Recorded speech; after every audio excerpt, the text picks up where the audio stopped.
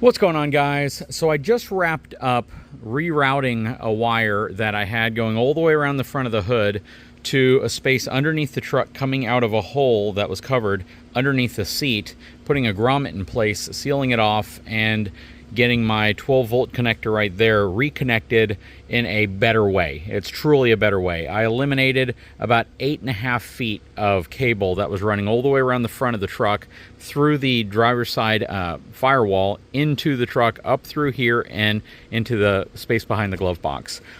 Big shout out to DS Trucks for providing a video that I watched I guess 4 or 5 hours before I posted my video, and knocking some common sense into me and to where some wires can be ran on this truck. So basically now it runs from the upfitter switch box, which is right up in the engine compartment against the back firewall nearly.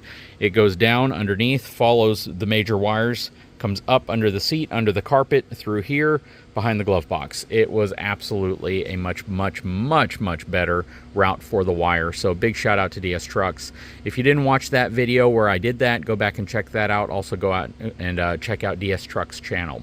Now, the point of this video is to talk about the different types of wiring. So there were some comments in my initial video where I ran the upfitter switch wire all the way around the front of the hood, saying I should not have used marine grade wire. Let's talk about that. Hang tight, I'll be right back.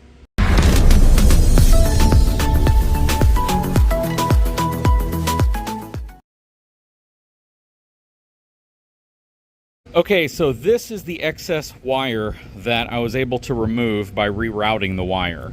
And again, in the first video where I originally installed this, some folks were like, you shouldn't use marine grade wire in this application because it is tin and it will corrode. I think the person who left that comment might be a little misinformed, so I want to try to clarify some of that. So, I only use oxygen-free copper wire. It's called OFC. I do not use CCA, which is copper-clad aluminum.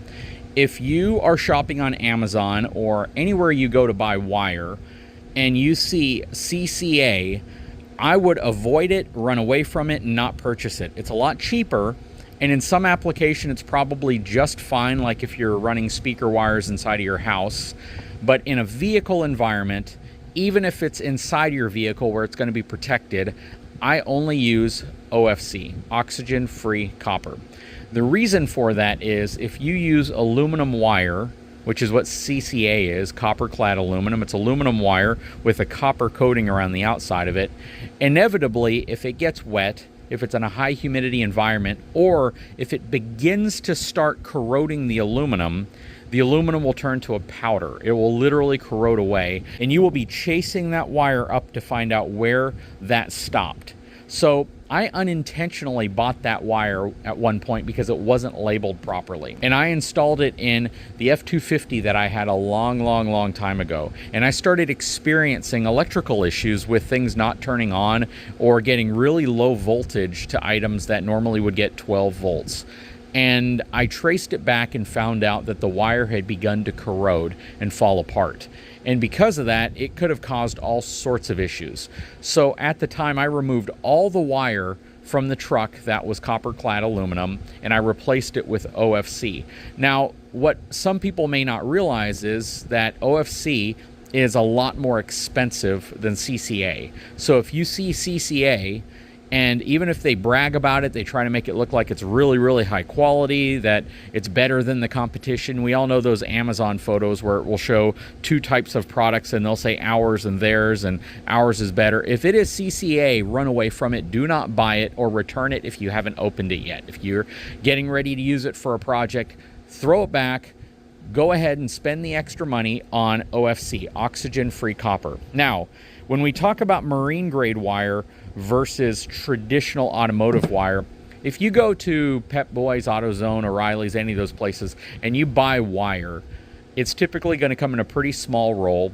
You'll usually be able to get it in a few colors, red, black, blue, yellow, things like that. And for the most part, I don't know if I've ever ran across it where it is not oxygen-free copper. Most of those stores that I have seen carry OFC. It may not even be labeled as OFC, but it is OFC. You do want to be sure, though. You don't want to run the risk of getting it because you need it in a pinch and you buy it from a place that's selling you copper-clad aluminum or CCA. When you buy OFC, it is going to last longer. It is not going to be impacted nearly as much by corrosion. It's going to be a better product overall. Now, the key here is marine grade versus normal wire. So the reason why I choose marine grade is a couple things. First of all, I can get it in this really nice 2 conductor strands, which is nice. I can get it in 3 or 4 conductor as well. It has a very nice chemical proof, really waterproof, watertight jacket that goes around it. It is capable of operating in much hotter temperatures. The casing on this one says 221 degrees Fahrenheit, which is absolutely necessary if you're going to be running any wires through your firewall near your engine. You don't want to run any wire directly next to anything that's going to get incredibly hot, though. So you always want to find a routing area that avoids that. And typically the areas where the manufacturer run their wires is the area that you are safe to run your wires. What's also nice about it is you also have a very strong vinyl coating that goes around each individual wire, which is nice. So you have this really tough, heat-resistant, waterproof, dirt, salt, grime resistant outer coating, which is nice. And then you also have some very tough coating around the inner wires, which is also really nice. Again, when it comes down to the wire you choose to purchase, price will typically dictate quality. If you are buying the cheapest wire you can because you can get 500 feet of it for $35, you are buying copper-clad aluminum. There's no way you're buying oxygen-free copper. Oxygen-free copper is significantly more expensive. Let me show you another example of it.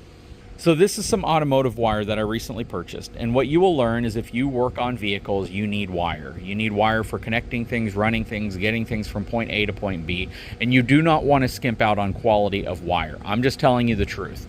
The wire that you buy is super important, and the brand not so much. So when I used to do 12-volt installations, when I used to do car stereo builds and things like that, there were all sorts of really high-end brands of wire, like Phoenix Gold, Monster, a lot of different brands, and they were stupid expensive. You would pay a lot of money per foot, and the install shops had to buy a lot of wire, and it was really crazy expensive because people wanted to see these brands when they were building these big car stereo builds. They wanted to see Monster cable. They wanted to see things like that. When it comes to the reality of it, though, is as long as you're buying quality wire, that's really all that matters. So the wire I buy, again, I always buy wire that is designed for the specific application I need. This is 12 gauge, this has 4 conductors, so this has 4 wires in the sleeve, and each one of those is 12 gauge, which is pretty awesome. You can see on here, this jacketing is good for up to 80 degrees Celsius, and when you compare that to the marine grade wiring, again, this jacketing is resistant up to 105 degrees Celsius. So this is able to withstand far more heat. And of course, this is oxygen-free copper wire. So this is really good stuff. This is the kind of stuff that I would use if I'm going to need multiple circuits to go to a certain area. So for instance, if I wanted to run multiple upfitter switch wires into the cab of my truck, and I did not want to have to run each one individually, I would run something like this, because with this I have 4 12-gauge wires in one nice housing, and I can route it through, and I'll have 4 circuits available to me if I need to use them. The thing you do have to keep in mind, though, is your ground. So if I were going to run all these into the vehicle, I would want to find a local ground, which is a ground that's close to where these connections are going to be made, versus running one all the way back underneath the engine. Now, in some cases, it makes more sense to go ahead and run another one all the way back to the battery, and just to have a dedicated larger gauge wire, maybe an 8 or 6 gauge ground wire coming from the battery into the vehicle. You use these for your hot leads, and you use that larger ground wire for your ground lead. That way you can tie everything into one ground, and you have 4 individual circuits that you can power things off of inside of the vehicle. But again, the whole point of this, I don't have a side-by-side comparison to show you CCA or copper-clad aluminum because I don't have any copper-clad aluminum. I don't buy the stuff. It is junk. It is trash. Do not buy copper-clad aluminum. I personally, in my opinion, believe that it is just a way to provide you something that looks like it'll work well. It's a wolf in sheep's clothing. It is. It is lipstick on a pig, everything you want to call it. CCA wire, copper-clad aluminum wire, in my opinion, is absolute trash. And you do not want to be caught in a scenario where your electronics start to fail because somehow corrosion got into that wiring and it's turned it to dust and it started to fail on you. So again, don't buy copper-clad aluminum wiring. Buy OFC oxygen-free copper. It's going to cost you more, but it's absolutely going to pay off in the long run. Anyways, guys, leave a comment below. I'd love to know what your thoughts are. This is definitely an important topic if you plan on connecting to upfitter switches and you're shopping for wire and you're going to go to Pep Boys or you're going to go to your local car stereo shop. You want to read the jacket. You want to be sure that what they're selling you is the type of wire that you actually need and it's quality OFC wiring. Guys, if you haven't had a chance, please take a moment, subscribe to the channel, give me a thumbs up, and we'll talk to you again very soon.